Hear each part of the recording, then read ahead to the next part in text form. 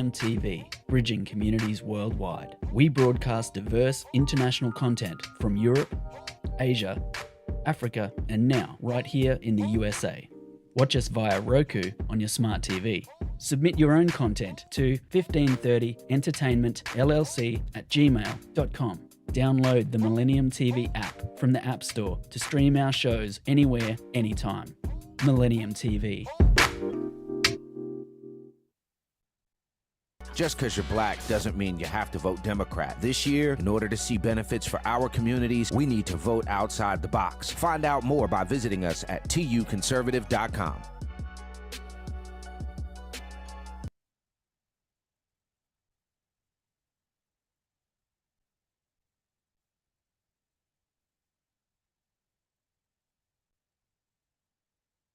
This season of the Urban Conservative Podcast is brought to you by Newton for Senate, working to improve education, reduce taxes, and keep North Carolina #1 for business. Find out more at newtonforsenate.com. This episode of the Urban Conservative has also been sponsored by Case Technology Consulting. Help your business get value out of its data and become more efficient and streamlined. Case Technology Consulting. Check out the link in the description.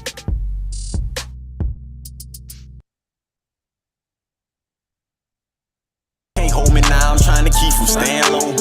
Low key is over, you can't reach what you don't know. I'm moving different, running circles round them folk. They say your failures teach you everything and more. Blah.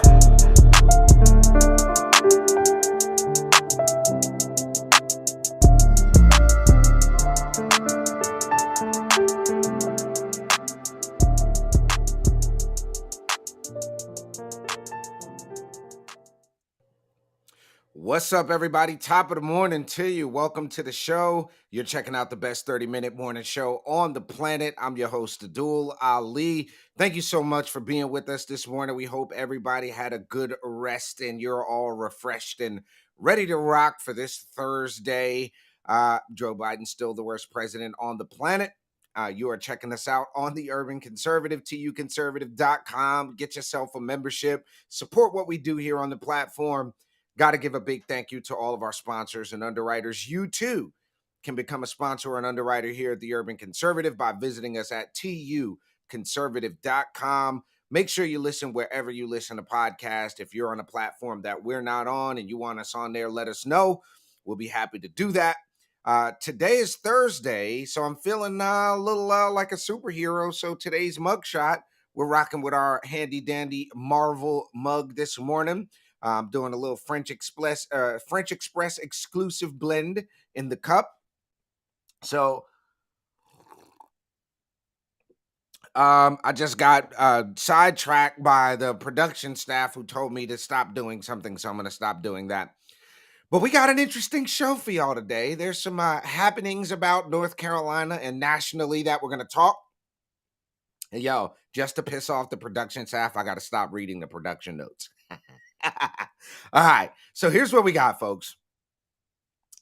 I just, we tend to want to put elected officials on a higher pedestal, right? We tend to think that once we put our trust into you as an elected official, that you're going to act with the utmost of moral standards. You're going to dot all your I's, cross all your T's, have your car insurance, your driver's license, all of your professional licenses, and all those things you're supposed to have in place if you're an elected official. And that's, I think, regardless of what side of the aisle you're on, you tend to want your elected officials to do the right thing. Now, is that to say that elected officials are perfect? No. Mistakes happen, accidents happen, things happen, okay? And we would be remiss. None of us are without sin. You know what the Bible says. He who's without sin, cast the first stone. But today's first story involves this lady right here, all right? I'm not going to say who that is just yet. If you know who that is, jump in the comment section. Tell us who that is. But here's the thing about this lady. She is someone in whom the citizens of North Carolina put a whole lot of trust, okay? A lot of trust. You would think that in a position to have the level of trust that this lady has from the people in North Carolina, that she would do things on the up and up. Now, if you don't know who that is the North Carolina State Auditor, Beth Wood, Democrat Beth Wood. Now, I've talked to some friends and they think she does a wonderful job as the state auditor. I'll be honest with you, I'm not a gajillion percent. I know she keeps very close tabs on what the state treasurer does. They worked hand in hand and, all those kind of things. They keep their eyes on the purse strings, as it were. But it is now coming out that North Carolina State Auditor Beth Wood was charged with a hit and run in Wake County in December and will appear in court on January 26th. She did not return any requests for comments, but Wake County District Attorney Lauren Freeman confirmed that the charges include a Class 2 misdemeanor for a hit and run, leaving the scene, and property damage, along with an infraction for unsafe movement. And in a quote, the lady said, "I will confirm that, yes, it's a pending charge, and there was an investigation done surrounding that charge, and it will be handled the same way any of those sorts of charges typically are." So for a little context, the state auditor is an elected office. She examines and investigates all levels of state government to help improve the efficiency of government. So you would think with the, if that was me or you, and we left the scene of an accident, clearly causing damage, we'd be charged with a felony. We'd be charged with out the wazoo for leaving the scene of an accident. We'd be arrested for leaving the scene. All kinds of things would occur. We wouldn't just get a slap on the wrist, maybe some community service, blah, blah, blah, blah, blah. We want to keep our eyes on this because I guarantee you, doesn't matter your skin color, doesn't matter anything else. If the average citizen here in North Carolina did the same thing that Beth Wood did, which was leave the scene of an accident, I promise you, we wouldn't be getting the same look. We just wouldn't. We'd be in jail. We'd probably be charged with felonies. Felony hit and run, felony leaving the scene. They'd attach an F however they can get it. So we're going to have to watch this and pay very close attention. We're going to have to keep our eyes on this because she should be treated like every other citizen would be treated after leaving the scene of an accident. Okay, after causing property damage, unsafe movement, whatever you want to call it, homegirl left the scene of an accident. And I'm going to say this. I've never met this lady. I don't know the lady personally, but I'm going to tell you something. She's got the look of somebody that is entitled out the wazoo, that didn't feel like she had to stay at the scene. And she just gives me that vibe as I look at her face, like as somebody who just feels like they don't have to stick around. I'm the auditor of the state. What do you mean? I'll have my attorney deal with it. But the fact of the matter is, this happened back in December. She's got court January 26th. We want to see how this pans out. Do you think she's going to get a slap on the wrist? Will they actually do anything? Because this is a Class 2 misdemeanor. It's not like this is a major felony. This is something that I think the average citizen should be paying attention to, especially if you live up there in Wake County. Especially if you live up there in Wake County. Y'all should really be paying attention to this because this will be another example of the Democrats doing do as I say, not as I do, of the good old boy, homeboy, homegirl network taking care of one of their own. I bet you it's a Democrat sheriff in Wake County. I guarantee you the police and the DA that's going to prosecute this is a Democrat. I'll look it up. But we're going to keep our eye on this Beth Wood, again, North Carolina State Auditor, charged with misdemeanor, hit and run, leaving the scene of an accident, property damage, and unsafe movement. We'll keep IR on it. We're going to take a quick commercial break. We'll be right back here on Top of the Morning. Don't go nowhere.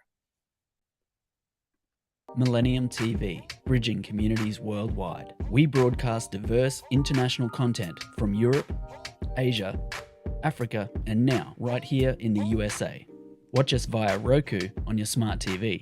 Submit your own content to 1530entertainmentllc@gmail.com. Download the Millennium TV app from the App Store to stream our shows anywhere, anytime. Millennium TV. What's up, everybody? Welcome back to Top of the Morning. You're checking out the best 30-minute morning show on the planet. I'm your host, Addul Ali. Thank you so much for being with us here. Make sure you jump over to tuconservative.com, get yourself a membership, grab up that Hamilton plan. It helps us keep doing what we do here and spreading conservatism to urban and suburban communities across the country. Got to give a big up to my brother Raheem, Architect Soto, working the boards. Make sure you check the TUC Twins over on YouTube, is our new YouTube channel, and live every Monday night at 8 p.m. for the Urban Conservative Podcast. And stay tuned. I know we are going to be bringing back another episode of With All Due Respect. That's going to be fun. Yeah, if y'all have never seen With All Due Respect, y'all got to woo. That's a great show. Now, on to the next story this morning, folks. Now, if your freckles are this close together as mine, you will probably appreciate that the American education system has not, by and large, been benefiting minority students as of late. The reduction in standards, the lowering of the standards, you look at the fact that eighth graders in some school districts here in North Carolina, eighth graders are not reading at grade level 75, 80% sometimes, and for minority students, okay? These kids can barely read. Now, we're going to blame COVID. A lot of people want to blame COVID. Oh, the COVID learning loss and the kids are behind because of COVID and the COVID. Well, listen, let me explain something to you. If they can't read in eighth grade, that means they couldn't read in seventh grade. They couldn't read in sixth grade, fifth grade, fourth grade, third grade, second grade. They couldn't read all along. And somebody has been passing these kids.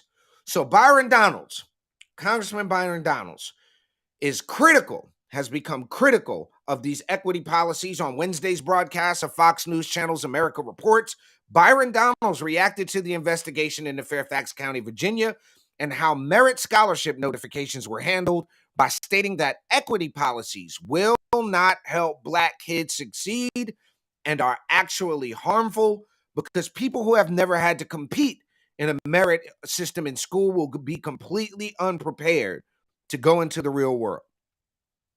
Have to agree. And his quote, he said, doing this does not help Black kids because you've got people in these school districts. It's not just Fairfax County. It's been around in Fairfax, but stuff like this is going on all across America. And the whole purpose of this diversity, equity, and inclusion stuff is to somehow level the playing field for Black kids.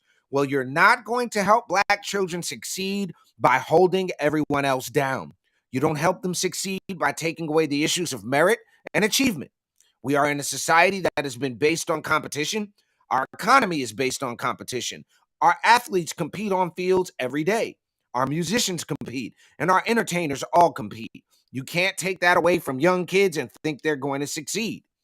He also added, and I'm agreeing with everything he said so far, he also added, we should be rewarding merit.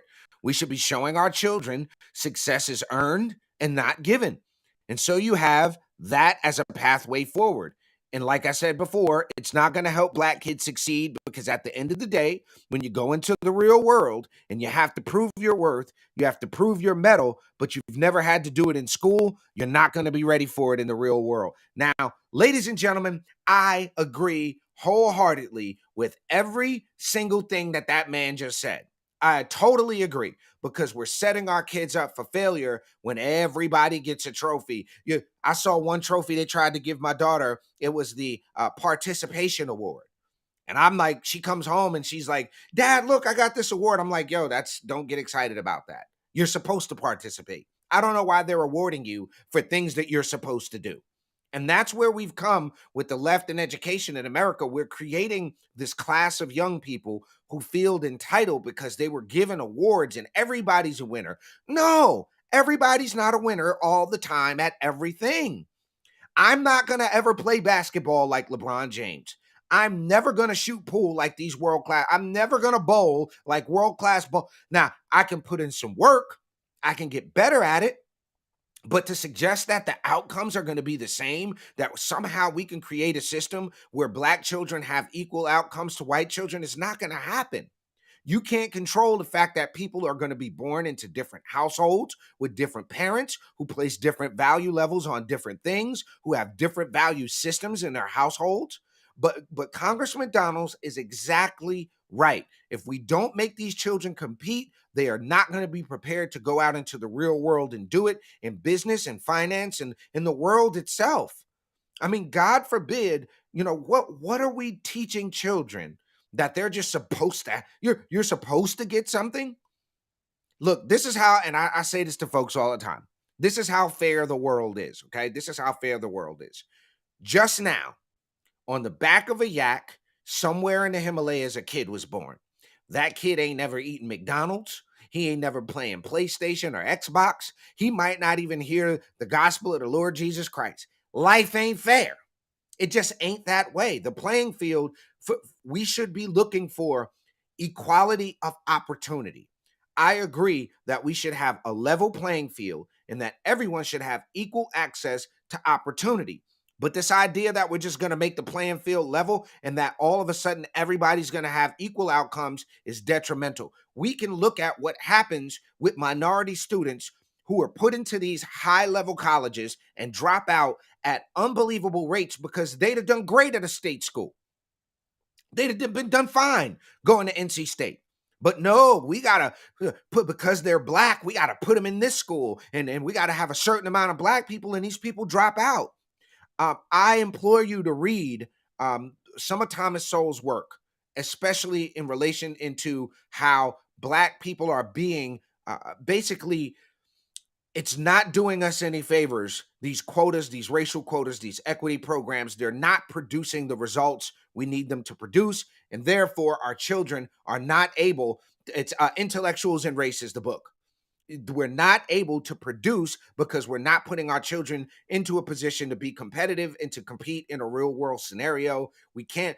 It's like the old question. Do you want a pilot as a pilot just because he's black? Or do you want a pilot because he's the best possible pilot? He knows how to fly the plane. He passed all the classes. Do you want a surgeon performing on your body just because, hey, Duke University Hospital, we just, this is Dr. Jenkins. He's a black guy. We had to hire him because he's black. No, he did okay on the heart exam thing. He did okay in medical school. He wasn't an award-winning, he didn't graduate the top 10% of his class, but he's black, so he'll be fine. How many people want that type of person or that type of merit-based system in our society? Not very many. And I think that what Byron Donalds is talking about is exactly right. We need to make our children compete instead of comparing. We need to make our children understand that life isn't easy. You're going to have to work for what you want. Nothing was given to my brother and I. We don't take, we don't get anything for free. We work for everything that we get. Now, the other thing is this. We talk about, and the left always talks about how black folk, black conservatives are crabs in the barrel. Well, Joy Reid is the biggest crab in the barrel that there is. And to attack Byron Donald, to call him the black face of white supremacy, for the squad to go after him. I think Ayanna Pressley and the other one, you want me to die. What's her name, Ryan? You want me to die. What's her? I forgot the lady's name. Cori Bush. For them to attack Byron Donalds. And listen, here's the funny part about this whole thing. We're talking about black people, Joy Reid, who makes a ton of money getting up there to be a talking head. You done overcame as much as you can overcome. We're talking about Ayanna Pressley and Cori Bush, people who will tell you in one breath that the system is rigged against them, that is an oppressive system to black people, to Hispanics, to minorities, to the LGBTQ community. And at the same time, on their way to their DC offices, in their $500 suits and their Mercedes Benzes with their Movado watches on. Somebody got to tell me, if that ain't overcome, what is overcome? And for them to come at Byron Donalds the way they did is absolutely ridiculous. Let's call it what it is. Those are the biggest crabs in the barrel. Folks like that are the biggest crabs in the barrel there is for attacking someone who is saying what is absolutely true. We're going to take a very quick commercial break here. Don't go nowhere. We got a couple more things to cover on top of the morning. You're checking out the best 30-minute morning show on the planet. We'll be right back. Don't go nowhere. TV, bridging communities worldwide. We broadcast diverse international content from Europe, Asia, Africa, and now right here in the USA. Watch us via Roku on your smart TV. Submit your own content to 1530entertainmentllc@gmail.com. Download the Millennium TV app from the App Store to stream our shows anywhere, anytime. Millennium TV. Can't hold me now, I'm trying to keep from staying low. Low key is over, you can't reach what you don't know. I'm moving different, running circles round them folk. They say your failures teach you everything and more. Look.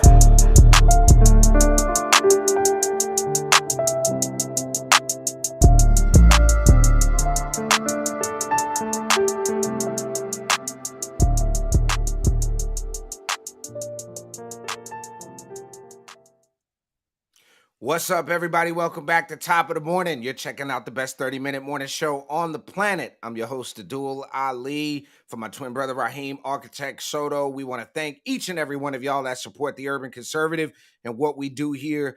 I got to give a mega, massive, humongous shout out to OGI Trilla down in South Carolina for that song, Everything and More. We got to bless y'all with the video one of these days, man. It's an amazing song, a beautiful video. Shouts out to the homeboy PAT for the connect. Big up to all our friends, fans, and family down there in South Carolina. Real quick, I wanted to talk to y'all about this. This is something that it's amazing to me, okay?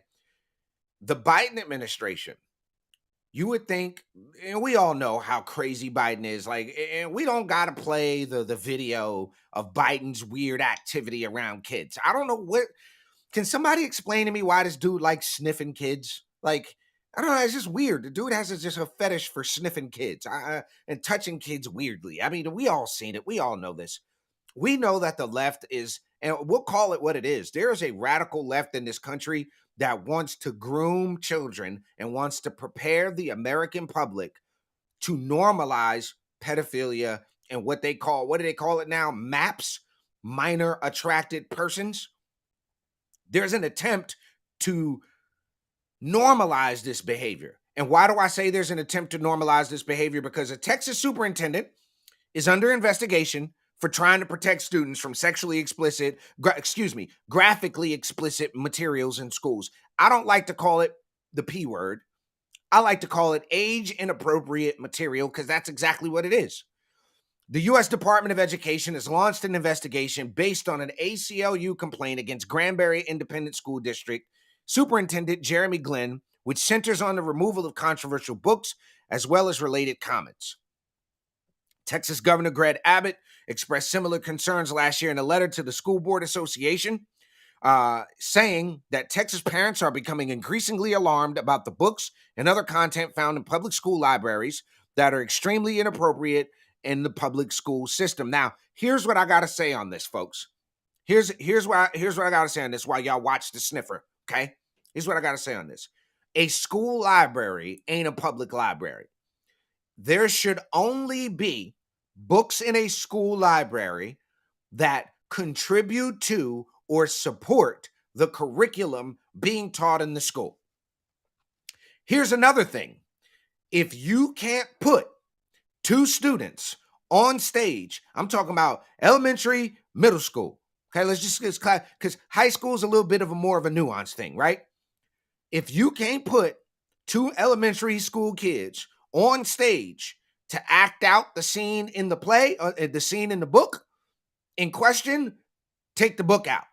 Now you're going to go, Addul, that means you got to remove Huckleberry Finn. You got to remove Tom Sawyer. You got to remove anything that has anything to do with slavery. No, you don't. No, you don't, because slavery is not on the books anymore. There's no racist laws on the books anymore. And I would be totally comfortable with my son or my daughter or anybody in there reenacting some of Tom Sawyer, Huckleberry Finn, or any of those, because we don't have a frame of reference for that kind of thing.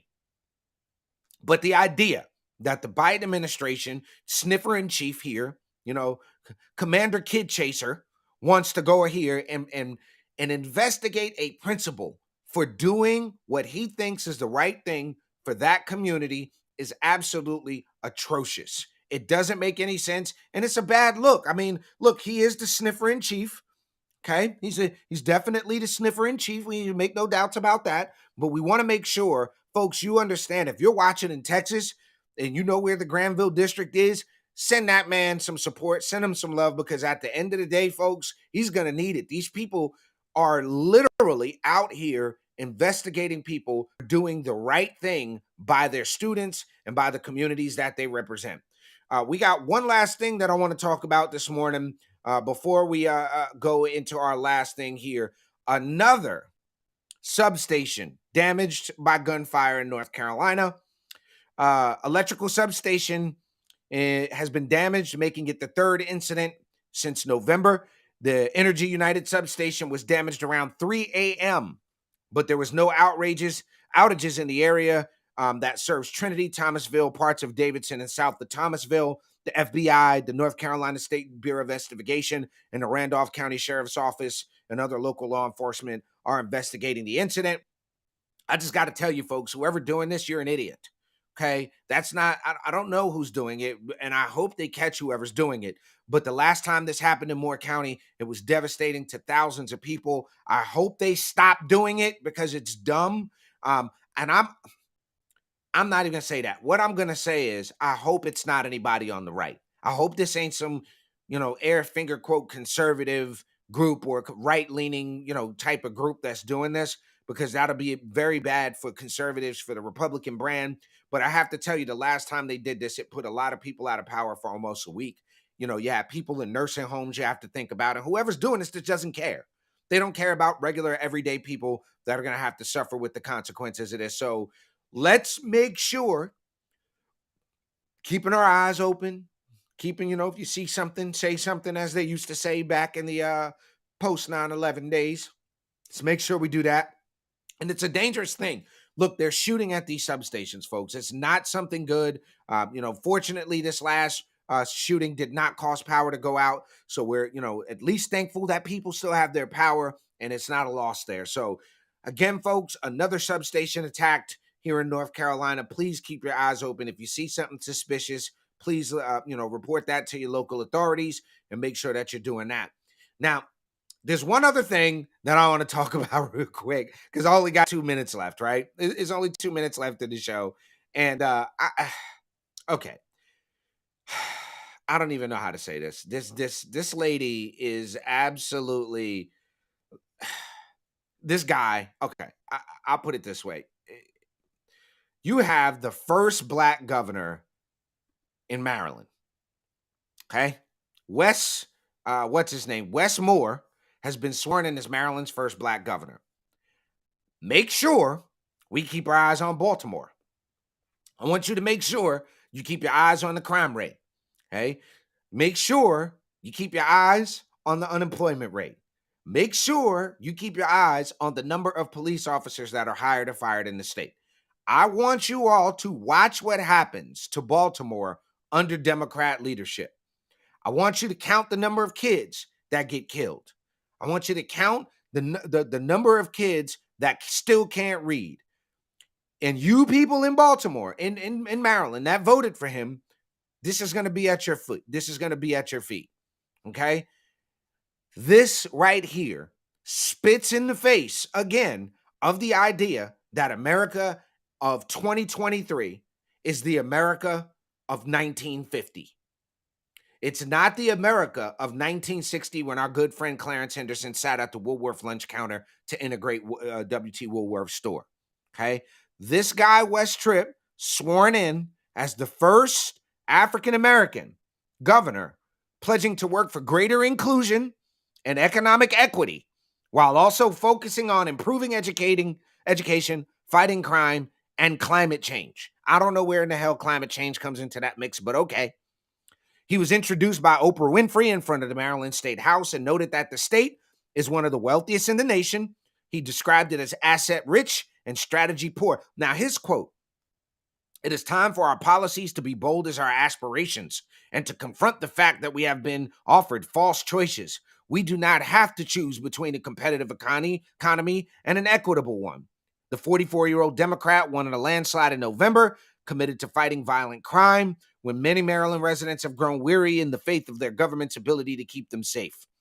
Baltimore, Maryland, which is Maryland's largest city, homicides surpassed 300 for the 8th year running last year.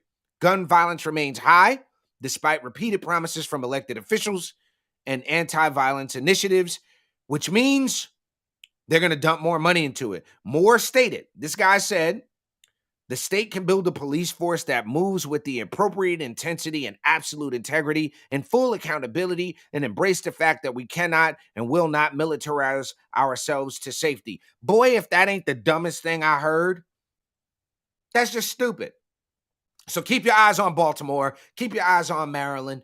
Make sure you're here with us tomorrow morning, 8 a.m. for Top of the Morning, and each and every Monday night, 8 p.m. for the Urban Conservative Podcast. Stay tuned right here. Make sure you go to TUC Twins on YouTube. Hit that notification bell so you know when we drop news and special reports. I will see you guys tomorrow morning, bright and early, 8 a.m. for the best 30-minute morning show on the planet. Top of the morning. Y'all have a good day. We'll see y'all tomorrow. Peace.